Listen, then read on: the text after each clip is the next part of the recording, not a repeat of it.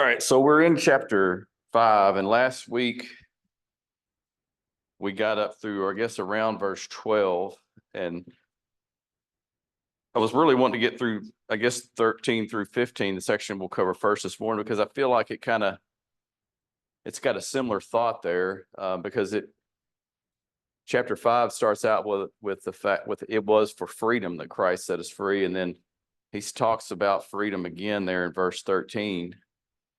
Says this time, he says, "For you were called to freedom, brethren, only do not turn your freedom into an opportunity for the flesh, but through love serve one another." A couple of things that I notice about, immediately in this verse, says, for you were called. Now, he used this phrase, this calls, or in verse 8 says this persuasion, talk about this false teaching, this idea of justified by law, doesn't come from him who calls you. And if you kind of just skip right down to verse 13, so it doesn't come from him who calls you, for you are called to freedom. So there's a little similarity there. I just found that to be kind of interesting. So there's that. That's one of the things I noticed. Let's see. Another thing is I noticed that he calls them brethren here. He's kind of been hard on them a few times throughout the book, but he's still referring to them as brethren. So one of the things, now let's think about the freedom part. That's what's brought up there in verse 1. It says you were called to freedom. So last week we said there in verse 1, one of the things that I've tried to point out is that freedom has a purpose. And Christ just didn't come to set us free so we could just have this uncontrolled freedom, so to speak. But it was though that through the Spirit, as we'll see here, that we can have lives of love and service, and then produce fruits of the Spirit, or the fruit of the Spirit. And so he's saying, don't treat your freedom like it's not, like something it's not intended to be. Which is, what would it not be intended to be based on what it looks like there in verse 13? An opportunity for what? Yeah, it's not intended to be an opportunity for the flesh, giving in to selfishness, whatever you want to do, serving yourself.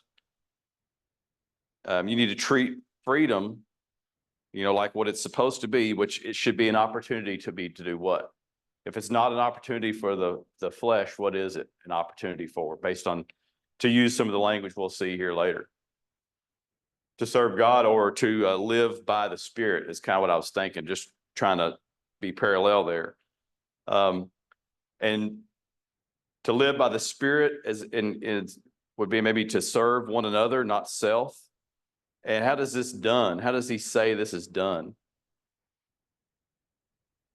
Don't turn it into an opportunity for the flesh.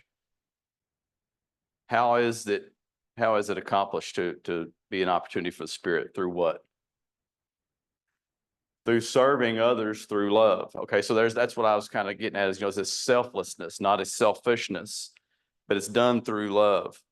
And so it's interesting, when you think of freedom, do you think of being a servant? Typically, I think that would not be our first inclination. Freedom would be like, well, I do what I want. But here, freedom is associated with being a servant. Did anybody see that? Make sense? And so the free person chooses to serve others and not himself. Any thoughts on or comments on that, verse 13? Okay, let's move along to verse 14. For the whole law is fulfilled in one word. And what is that word, do you all think? We just read it. Yes, love. For the whole law is fulfilled in one word, in the statement, you shall love your neighbor as yourself. So it's fulfilled in one word. And obviously, the course that we just said, that's love. And he has a direct quote from somewhere. Where does this come from?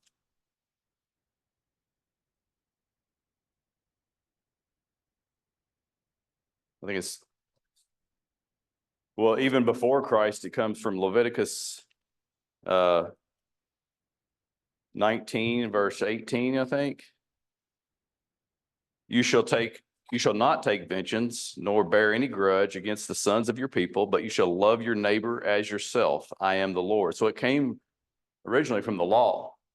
The principle of loving your neighbor as yourself. And then, as Brett points out, Christ, he refers to this too. If you look in Matthew chapter 22, what's that? Exactly. So Matthew 22, let's see, 36 through 40.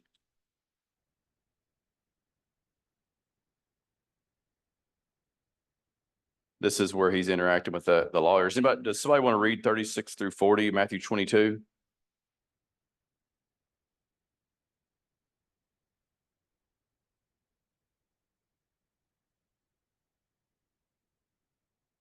Teacher, which is the great commandment in the law? And he said to them, you shall love the Lord your God with all your heart and with all your soul and with all your mind.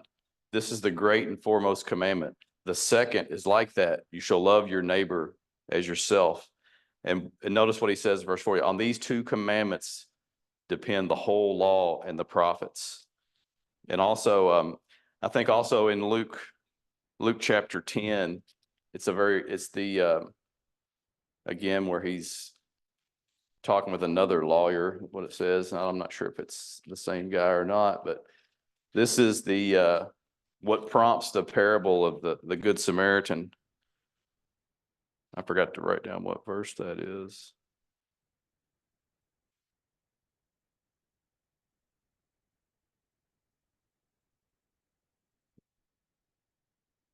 Okay, verse 25. And behold, a certain lawyer stood up and put him to the test, saying, Teacher, what shall I do to inherit eternal life? And he said to him, what is written in the law? How does it read to you? And notice this time, it's not Jesus saying it, but he's asking somebody to say it to him, referring back to the law. He says, he answered, you shall love the Lord your God with all your heart, with all your soul, with all your strength, and with all your mind, and your neighbor as yourself. And he said to him, you have answered correctly. Do this and you will live. And as I said, that's what prompts the parable of the Good Samaritan. So we see that Jesus is making this point that Paul makes over here in Galatians 5 of the loving your neighbor as yourself. And let's see, let me make sure I've covered everything I wanted to.